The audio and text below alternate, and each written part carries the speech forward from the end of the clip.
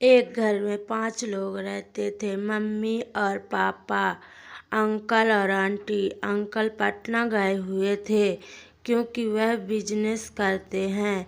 हम लोग बनारस के रहने वाले हैं, वो भी देहात में। असल में कल रात क्या हुआ था कि जब अंकल घर में नहीं थे, पटना गए थे, मैं पढ़ाई कर रहा था छत पर।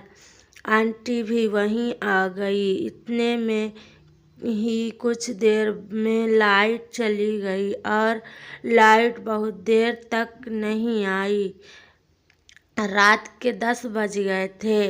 लाइट नहीं आई तो आंटी नीचे कैसे सोती। मम्मी पापा तो दोनों को नींद आ चुकी थी, पर आंटी को बहुत गर्मी लग रही थी। इस वजह से मैं प्लान बनाया कि आज रात को छत पर ही सोया जाए। मैं बोला कि आंटी आप उधर सो जाओ और मैं भी इधर सो जाता हूँ। आंटी सोची कि सही है, आज यहीं सोया जाए, और गई नीचे से बिछौना लेकर आई और मेरे लिए भी बिछा दी और अपने लिए भी बीच में थोड़ा जगह छोड़कर फिर आराम से सो गई। नींद नहीं आ रही थी तो हम दोनों बात कर रहे थे। बात करते करते मैंने पूछ लिया कि आंटी क्या आपका कोई बॉयफ्रेंड था? तो आंटी गुमसुम हो गई।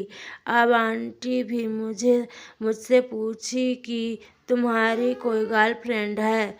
तो मैंने कहा हाँ है। तो आंटी कही तो फिर अपने गर्लफ्रेंड के साथ क्या क्या किया? तो मैंने कहा कि मैं अपनी गर्लफ्रेंड को किस किया हूँ, गले लगाया हूँ और भी जो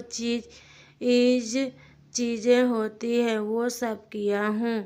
तो आंटी बोली कि वह सब चीज़ें किए हो उसके साथ? मैंने कहा बस 4 बार जो बनारस में होटल है वहीं पर मैं उनको ले जाकर 4 दिनों तक उसे किया, पर वह मुझे करने नहीं देती।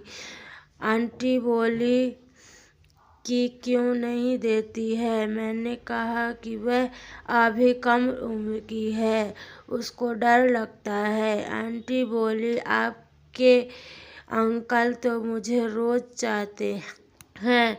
बातों बातों में तभी आसमान में बादल चमकने लगे और बारिश का मौसम होने लगा। पर दोस्तों सच बताऊं तो आंटी की मन में भी बादल गरज रहे थे और बिजली कड़क रही थी, क्योंकि यह सब सुनकर उनके मन में आज रात रंगीन करने का मन होने लगा था। उन्हें लगा कि बहुत दिन हो गया है अपने पति से संबंध बनाते हुए।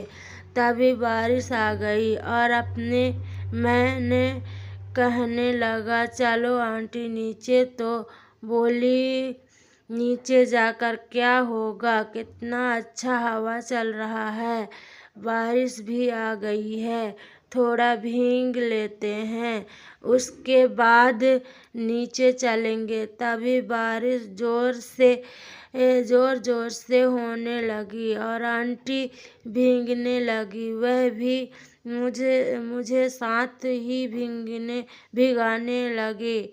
उस दिन वो ब्रा नहीं पहनी थी और वो जो नाइटी पहनी थी वह बड़ा ही सुंदर था। जब बारिश से भीगी रही थी तो आंटी की नाइटी शरीर में चिपक गया था। छत पर लाइट जल रही थी, उसमें आंटी का पूरा शरीर बहुत बवाल दिखाई देने लगी। मैं बार बार आंटी की फिगर को निहार रहा था। साफ दिखाई दे रहा था। बहुत हॉट, गोरा बदन, लंबे बाल, बहुत सुंदर स्टाइल में लग रही थी। हो तो ऐसे ही खूबसूरत थी। ऊपर से जब बारिश में उसका बदन भीग गया और उसके कपड़े शरीर में से चिपक गए तो मैं दुनिया का कोई भी इंसान उसे शायद देखने से अपने आप को रोक नहीं सकेगा। मन में लड्डू जरूर फूटेगा।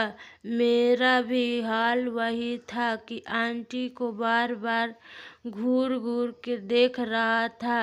आंटी बोली, एक चीज बताओ, अगर आज रात को मैं आपकी बीवी बन जाऊं तो आपको कैसा लगेगा? पर आंटी मुझे पहले ही कह दिया कि कहीं पर दांत मत काटना। उनकी बड़ी बड़ी हिप्स भीग चुकी थी। मैं खुद भी भीग चुका था।